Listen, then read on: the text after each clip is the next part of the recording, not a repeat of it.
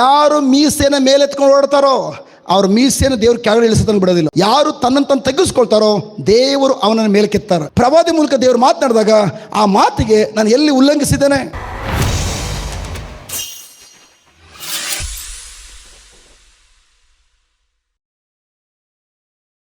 ಸೌಲನು ದೇವರಿಗೆ ಅವಿಧನಾಗಿ ನಡೆದುದರಿಂದ, ದೇವರು ಏನು ಹೇಳ್ತಾರೋ ಅದಕ್ಕೆ ವಿರುದ್ಧವಾಗಿ ಕಾರ್ಯ ಮಾಡಿದ್ದರಿಂದ, ದೇವರು ಹೇಳಿದ್ದನ್ನು ತಿರಸ್ಕಾರ ಮಾಡಿದ್ದರಿಂದ ದೇವರು ಇಸ್ರೇಲ್ ಸಾಮ್ರಾಜ್ಯದ ಅರಸನಾಗಿ ಸೌಲನನ್ನು ತಳ್ಳಿಬಿಟ್ರು.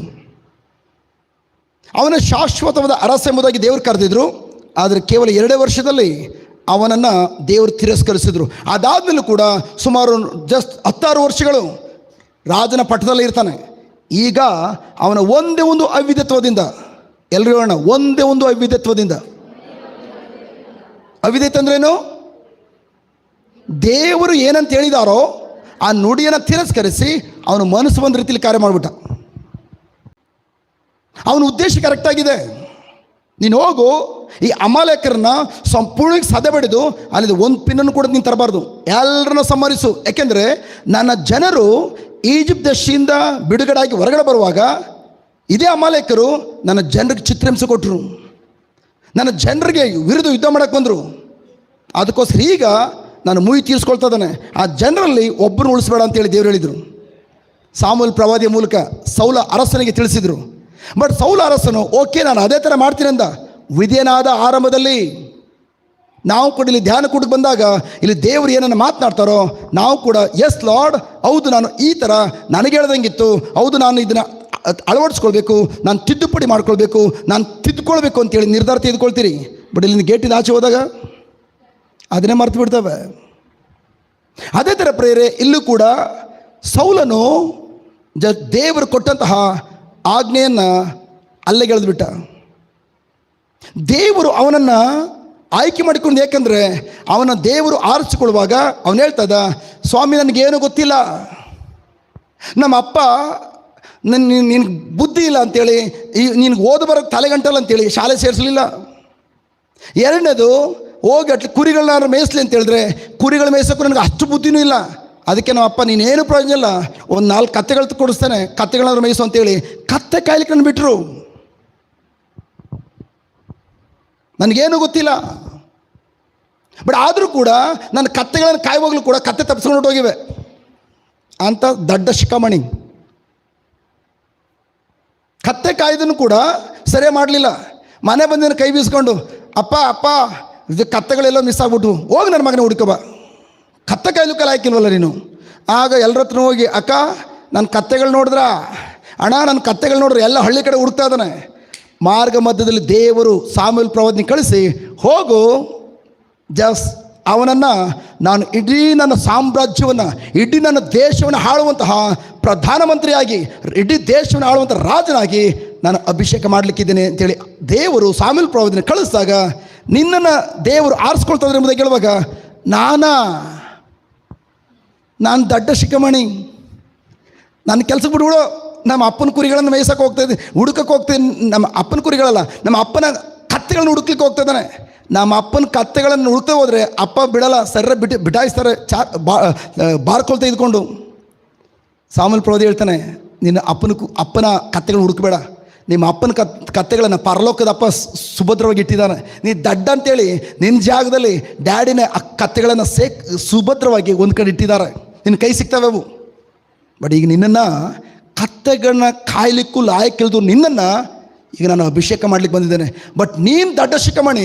ಬಟ್ ಯಾವಾಗ ನಿನ್ನ ಮೇಲೆ ಅಭಿಷೇಕ ಇಳಿದು ಬರ್ತದೋ, ಮೈ ಗಾಡ್, ಆಗ ಕತ್ತೆಗಳನ್ನು ಕಾಯಲಿಕ್ಕೆ ಯೋಗ್ಯನಲ್ಲಿ ನಿನ್ನನ್ನು ಇಡೀ ದೇಶವನ್ನು ಇಡೀ ದೇವರ ರಾಜ್ಯವನ್ನು ಕಟ್ಟಲಿಕ್ಕಾಗಿ, ಈ ನನ್ನ ಜನರನ್ನು ಸರಿಯಾದ ಹಾದಿಯಲ್ಲಿ ಮುನ್ನಡೆಸಲಿಕ್ಕಾಗಿ ಬೇಕಂತಹ ಜ್ಞಾನವನ್ನು ಅಭಿಷೇಕ ಕೊಟ್ಟು ನಿನ್ನನ್ನು ಮುನ್ನಡೆಸ್ತದೆ. Hallelujah, hallelujah.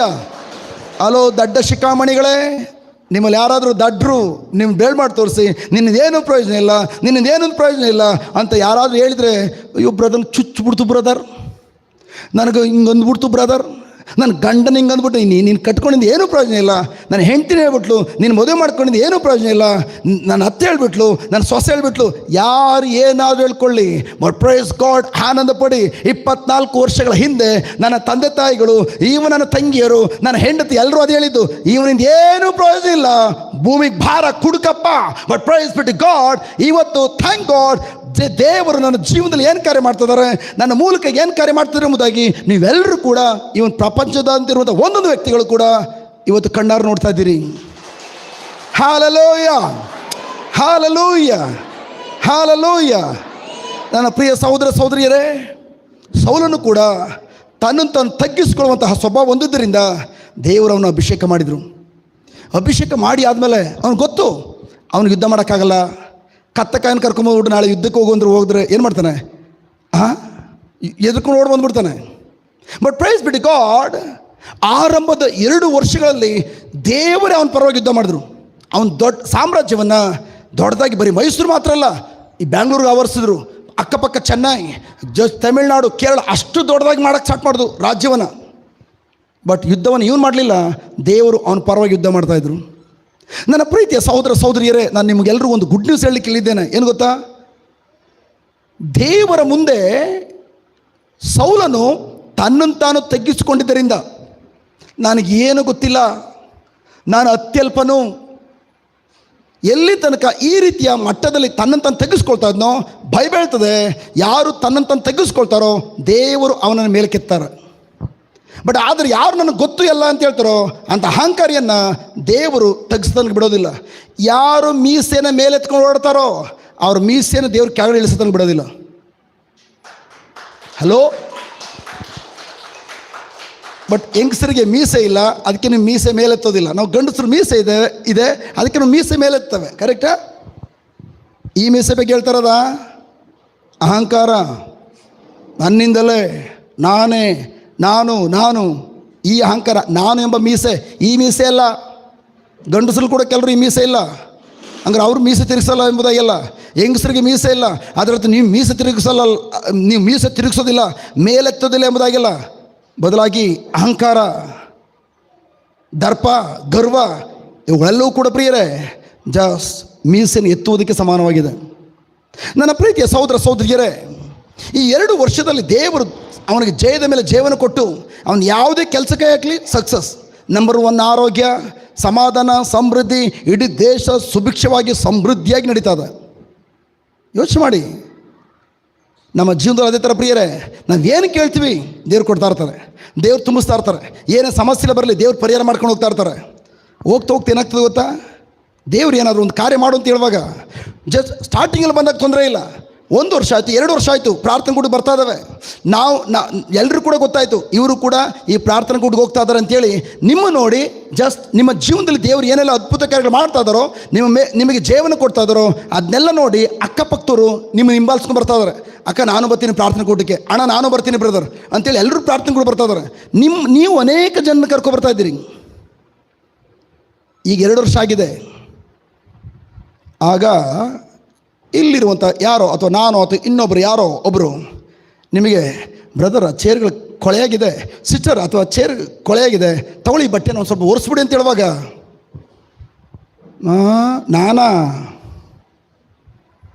ನಾನು ಒರೆಸ್ಲ ಚೇರ್ನ ಬರಲ್ಲ ಅಹಂಕಾರ. ಯಾಕೆ? ಅವತ್ತಾದರೆ ಡಕೋಟೋ ಸೈಕಲ್ ಬರ್ತಾಯಿದ್ರಿ, ಒಂದು ಚೇರ್ ಒರೆಸು ಅಂದರೆ ಎಲ್ಲ ಚೇರ್ ಒರೆಸ್ತಾ ಇದ್ರಿ.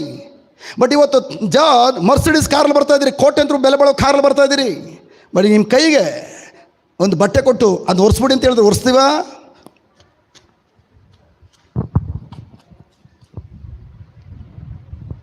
ಹಲೋ. ಕೊಳೆ ಆಗಿಬಿಡೋದಿಲ್ಲ ಅಹಂಕಾರ. ದೇವರು ನಿಮಗೆ ಪದೇ ಪದೇ ನಿಮ್ಮ ಕೈಗೆ ಬಟ್ಟೆ ಕೊಟ್ಟು ಚೇರ್ ಒರೆಸೋದನ್ನು ಪರೀಕ್ಷೆ ಮಾಡ್ತಾನೆ ಇರ್ತಾರೆ. ಮುಂದಿನ ಹಂತಕ್ಕೆ ನಿಮ್ಗೆ ಕಳಿಸ್ಬೇಕಾ ಅಥವಾ ಆ ಹಂತದಲ್ಲಿ ಕೂರಿಸ್ಬೇಕಾ? ದೇವರು ಪದೇ ಬಟ್ಟೆ ಕೊಟ್ಟು ಚಿಕ್ಕ ಕೆಲಸ ಮಾಡಲಿಕ್ಕಾಗಿ ನಿಮ್ಮ ಕೈ ಕೊಟ್ಟು ಪರೀಕ್ಷೆ ಮಾಡ್ತಾ ಇರ್ತಾರೆ. ಬಟ್ ಆದರೆ ಇವನು ಅದೇ ಥರ. ಬಟ್ 2 ವರ್ಷದಲ್ಲಿ ಪ್ರಿಯರೇ ಅಷ್ಟರ ಮಟ್ಟಿಗೆ ಎಲ್ಲ ಕಡೆ ಇವನು ಹೆಸರು ಬೆಳೆದ್ಬಿಡ್ತು. ದೊಡ್ಡ ಶ್ರೀಮಂತ, ದೊಡ್ಡ ರಾಜ. ಅಯ್ಯೋ ಅವನು ವಿರುದ್ಧವಾಗಿ ನಾವು ಯುದ್ಧ ಮಾಡಲಿಕ್ಕಾಗಲ್ಲ, ಅವನ ಪರವಾಗಿ ದೇವರಿದ್ದಾರೆ, ಎಲ್ಲ ಕಡೆ ಇವನ ಹೆಸರು ಹರಡಿತು. ನನ್ನ ಪ್ರಿಯ ಸಹೋದರ ಸಹೋದರಿಯರೇ, ಸಾಮುವೇಲ್ ಪ್ರವಾದಿ ಮೂಲಕ ದೇವರು ಹೇಳಿದರು, ನೋಡಪ್ಪ, ಈಗ ನೀನು ಅತ್ಯಲ್ಪನಾಗಿದ್ದರಿಂದ ಮೈ ಗಾಡ್ ನನ್ನ ಹೃದಯದಲ್ಲಿ ಆನಂದ ಉಕ್ಕಿ ಹರಿತಾ ಇದೆ. ಎಷ್ಟು ಮಟ್ಟಿಗೆ ಸಾಮುವೇಲ್ ಪ್ರವಾದಿ ಪ್ರೀತಿ ಮಾಡ್ತದನಂತಂದರೆ, ಈ ಅರಸನನ್ನು ಸೌಲನನ್ನು, ಲಾರ್ಡ್ ನನ್ನ ಕೈಯಿಂದ ಇವನನ್ನು ಅಭಿಷೇಕ ಮಾಡಿದ್ರಿ, ಅಂದರೆ ನೀವೇ ಅಭಿಷೇಕ ಮಾಡಿದ್ದು, ಬಟ್ ಕತ್ತೆ ಕಾಯ್ಲಿಕ್ಕೂ ಲಾಯಕ್ಕಿಲ್ಲದ್ರು ಅಂತ ಈ ವ್ಯಕ್ತಿಯನ್ನು ಉಪಯೋಗಿಸಿಕೊಂಡು 2 ವರ್ಷದಲ್ಲಿ ಇಡೀ ದೇಶ ಒಂದು ಆಗೋಯ್ತಲ್ಲ, ದೊಡ್ಡ ರಾಜ್ಯ ಆಗೋಯ್ತಲ್ಲ.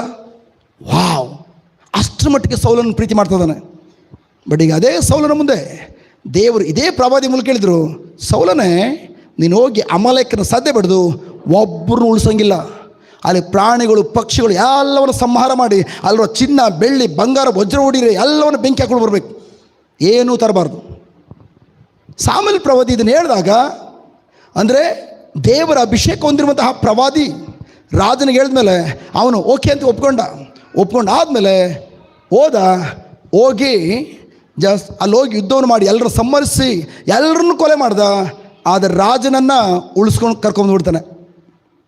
ಅಮಾಲೇಕ ರಾಜ ಅಗಾನನನ್ನು ಉಳಿಸ್ಕೊಂಡು ವಾಪಸ್ ಕರ್ಕೊಂಡು ಬಿಡ್ತಾನೆ. ಯಾಕೆಂದರೆ ಅವನು ತುಂಬ ಸೀನಿಯರು, ಅವನು ಕೂಡ ಅನೇಕ ಸೈನಿಕರು, ಅನೇಕ ಅಕ್ಕಪಕ್ಕ ರಾಜರಿಗೆ ಪರಿಚಯ ಇದ್ದಾರೆ, ನೋಡ್ಲಿಕ್ಕೆ ಚೆನ್ನಾಗಿದ್ದಾನೆ, ಅವನು ನನಗಿಂತ ಸೀನಿಯರ್, ಅವನು ನನಗೆ ಮುಂದೆ ಐಡಿಯಾಗಳು ಕೊಡ್ತಾನೆ, ಅನೇಕ ಆಲೋಚನೆಗಳನ್ನು ಮನಸ್ಸು ಹೇಳೋದನ್ನು ಕೇಳಿಸ್ಕೊಂಡು ರಾಜನ ಉಳಿಸ್ಕೊಂಡು ಬಂದುಬಿಡ್ತಾನೆ, ಒಬ್ಬನ ಉಳಿಸ್ಕೊಂಡು ಬರ್ತಾನೆ. ಎರಡನೇದು, ಅಲ್ಲಿರುವಂಥ ದನಕರುಗಳನ್ನು, ಕೊಬ್ಬಿದ ದನಕರುಗಳನ್ನು ತೆಗೆದುಕೊಂಡು ಬಂದುಬಿಡ್ತಾನೆ. ಯಾಕೆಂದರೆ ಅವನ ಉದ್ದೇಶ ನೋಡಿ ಕರೆಕ್ಟಾಗಿದೆ, ನಾನು ದೇವರಿಗೆ ಬಲಿ ಅರ್ಪಿಸಬೇಕು. ನಾನು ಜಸ್ಟ್ ಇದನ್ನು ಕಟ್ ಮಾಡಿ ನಾನು ಊಟ ಮಾಡಬೇಕು ಅಂದಾಗೆಲ್ಲ ದೇವರಿಗೆ ಬಲಿ ಅರ್ಪಿಸಬೇಕು ಅಂತೇಳಿ ಅವನು ಒಳ್ಳೊಳ್ಳೆ ಪ್ರಾಣಿಗಳನ್ನು ಉಳಿಸ್ಕೊಂಡು ತೆಗೆದುಕೊಂಡು ಬರ್ತಾನೆ. ನನ್ನ ಪ್ರಿಯ ಸಹೋದರ ಸಹೋದರಿಯರೇ, ಮತ್ತೆ ತಕ್ಷಣ ದೇವರು ಪ್ರವಾದಿನ ಕಳಿಸಿದ್ರು, ಸಾಮುವೇಲ್ ಪ್ರವಾದಿಯನ್ನು. ಹೇ, ಎಂಥ ಮೂರ್ಖತನ ಕೆಲಸ ಮಾಡಿಬಿಟ್ಟೆ. ದೇವರು ನೀನು ಅರ್ಪಿಸುವಂಥ ಬಲಿಯನ್ನು ಮೆಚ್ಕೊಳ್ತಾರೆ ಅಂತ ಅಂದ್ಕೊಂಡಿದ್ಯಾ? ದೇವರಿಗೆ ನೀನು ಬಲಿಯನ್ನು ಅರ್ಪಿಸುವುದಕ್ಕಿಂತ ಮಿಗಿಲಾಗಿ, ನೀನು ದಶಮಾಂಶ ಏನು ಕೊಡ್ತಿದ್ಯೋ ಅದಕ್ಕಿಂತ ಮಿಗಿಲಾಗಿ, ಧ್ಯಾನ ಕೊಟ್ಟಿಗೆ ಏನು ಬರ್ತಿದ್ಯೋ ಅದಕ್ಕಿಂತ ಮಿಗಿಲಾಗಿ, ನೀನು ಚರ್ಚ್ಗೆ ಏನು ಹೋಗ್ತಿದ್ಯೋ ಅದಕ್ಕಿಂತ ಮಿಗಿಲಾಗಿ, ಬೈಬಲ್ ಏನು ಓದ್ತಿದ್ಯೋ ಅದಕ್ಕಿಂತ ಮಿಗಿಲಾಗಿ, ಪ್ರಬೋಧನೆ ಏನು ಮಾಡ್ತಿದ್ಯೋ ಅದಕ್ಕಿಂತ ಮಿಗಿಲಾಗಿ, ಅದ್ಭುತ ಕಾರ್ಯ ಏನು ಮಾಡ್ತೀಯೋ ಅದಕ್ಕಿಂತ ಮಿಗಿಲಾಗಿ, ನೀ ದೇವರ ರಾಜ್ಯವನ್ನು ಏನು ಕಟ್ತಾ ಇದೆಯೋ ಅದಕ್ಕಿಂತ ಮಿಗಿಲಾಗಿ ದೇವರು ನಿನ್ನ ವಿಧೇಯತೆಯನ್ನು ಮೆಚ್ಚುತ್ತಾರೆ ಹೊರತು ಇನ್ನು ಬೇರೆ ಯಾವ ಕಾರ್ಯನೂ ಇಲ್ಲ. ಫಾಸ್ಟ್ ವಿಧೇಯತೆ. ದೇವ್ರನ್ನ ಹೇಳಿದ್ರು ನಿನಗೆ ಎಲ್ಲವನ್ನ ಸದೆಬಳ ಬರಬೇಕು ಎಂಬುದಾಗಿ. ನೀನೇನು ಮಾಡಿದೀಯಾ? ದೇವರಿಗೆ ಬಲಿಯನ್ನು ಅರ್ಪಿಸ್ಬೇಕು ಅಂತೇಳಿ ಅಲ್ಲಿರೋ ಪ್ರಾಣಿಗಳಲ್ಲಿ ಕೊಬ್ಬಿದಂತಹ ಚೆನ್ನಾಗಿರುವಂಥ ಪ್ರಾಣಿಗಳನ್ನು ನೀನು ತೆಗೆದುಕೊಂಡು ಬಂದಿದೆಯಾ? ದೇವ್ರು ಹೇಳಿದ್ದು ಸಂಹರಿಸು ಅಂತೇಳಿ ನೀನಾದರೆ ನಿನ್ನ ಮನಸ್ಸಿಗೆ ತಕ್ಕಂತೆ ನೀನು ಆಲೋಚನೆ ಮಾಡಿ ಈಗ ದೇವರ ಉದ್ದೇಶವನ್ನು ಪರಿಪೂರ್ಣಗೊಳಿಸೋಕ್ಕೆ ಬಂದಿದೆಯಾ. ಹಾಗಾಗಿ ನಿನ್ನನ್ನು ದೇವರು ಈಗಲೇ ಅರಸನ ಪಟ್ಟದಿಂದ ಇಳಿಸ್ಬಿಟ್ರು. ಸಣ್ಣ ಒಂದು ಅವಿಧತ್ವ, ಸಣ್ಣ ಒಂದು ಅವಿಧತ್ವ. ದೇವರು ಇಂಥ ಕಾರ್ಯ ಮಾಡಿ ಎಂಬುದಾಗಿ, ಹೌದು, ಆತನು ದೇವರಿಗೋಸ್ಕರ ಬಲಿ ಅರ್ಪಿಸ್ತಂದಿದ್ದಾನೆ, ಬಟ್ ಆದರೆ ದೇವರು ಹೇಳುವಂಥ ಮಾರ್ಗದಲ್ಲಿ ಅಲ್ಲ. ನಾವು ಕೂಡ ದೇವರು ನಮ್ಮನ್ನು ಸಮೃದ್ಧಿ ಮಾಡಬೇಕೆಂಬುದಾಗಿ ಈ ವರ್ಷದಲ್ಲಿ ಆಲೋಚನೆ ಮಾಡಿದ್ದಾರೆ. ಈ ವರ್ಷದಲ್ಲಿ ನಿಮ್ಮ ಶರೀರದಲ್ಲಿರುವಂಥ ರೋಗಗಳನ್ನು ನಾಶ ಮಾಡಬೇಕೆಂಬುದಾಗಿ ದೇವರು ಮೊದಲೇ ಪ್ಲಾನ್ ಮಾಡಿಟ್ಟಿದ್ದಾರೆ. ನಿಮ್ಮನ್ನು ಮೇಲ್ಮಟ್ಟಕ್ಕೆ ಕೊಂಡೋಗಬೇಕು.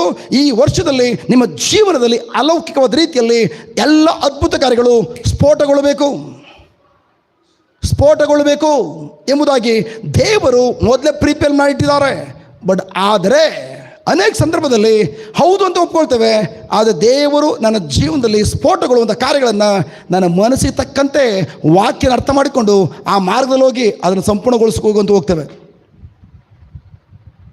ಮನಸ್ಸು ಯಾವಾಗಲೂ ಅಷ್ಟೇ ಪ್ರಿಯರೇ, ದೇವರ ಮಾರ್ಗಕ್ಕೆ ವಿರುದ್ಧವಾದ ಸಲಹೆ ಕೊಡೋದ್ರಲ್ಲಿ ನಂಬರ್ 1 ಶತ್ರು. ನಿಮ್ಮ ಶತ್ರು ಸೈತಾನಲ್ಲ. ಈಗ ಅವನ ಶತ್ರು ಯಾರು? ಅವನ ಶತ್ರು ಅಮಲೇಕರಲ್ಲ. ದೇವರು ಅಮಲೇಕರ ಜೊತೆ ಹೋಗಿ ಯುದ್ಧ ಮಾಡು ಎಂಬುದಾಗಿ ಹೇಳಿದಾಗ, ಅವನ ಸಂಹರಿಸು ಅಂತ ಹೇಳುವಾಗ, ದೇವರು ಹಿಂದೆ ಯಾವುದೆಲ್ಲ ಜೀವನ ಕೊಟ್ಟಿದ್ರೋ ಅದೇ ದೇವರು ಇಲ್ಲೂ ಕೂಡ ಅವರ ಸಂಹಾರ ಮಾಡಲಿಕ್ಕಾಗಿ ರೆಡಿ ಇದ್ದಾರೆ. ಇವನ ಕೆಲಸ ಹೃದಯವನ್ನು ಮತ್ತು ಮನಸ್ಸನ್ನು ಎರಡನ್ನೂ ಕೂಡ ದೇವರ ವಾಕ್ಯ ಹೇಳ್ತದೋ, ದೇವರು ಏನು ಹೇಳಿದಾರೋ ಅದರ ಪ್ರಕಾರ ಒಂದುಗೂಡಿಸ್ಕೊಳ್ಬೇಕಾಗಿತ್ತು, ಹೊಂದಾಣಿಕೆ ಮಾಡ್ಕೊಳ್ಬೇಕಾಗಿತ್ತು. ಬಟ್ ಆದರೆ ಅವನ ಮನಸ್ಸಿನಲ್ಲಿ ಅವನು ಏನು ಆಲೋಚನೆ ಮಾಡಿದನೋ ಅದ್ರ ಪ್ರಕಾರ ಆ ಕಾರ್ಯವನ್ನು ಪರಿಪೂರ್ಣಗೊಳಿಸೋಕೆ ಹೋದ. ಕೊನೆಗೇನಾಯಿತು?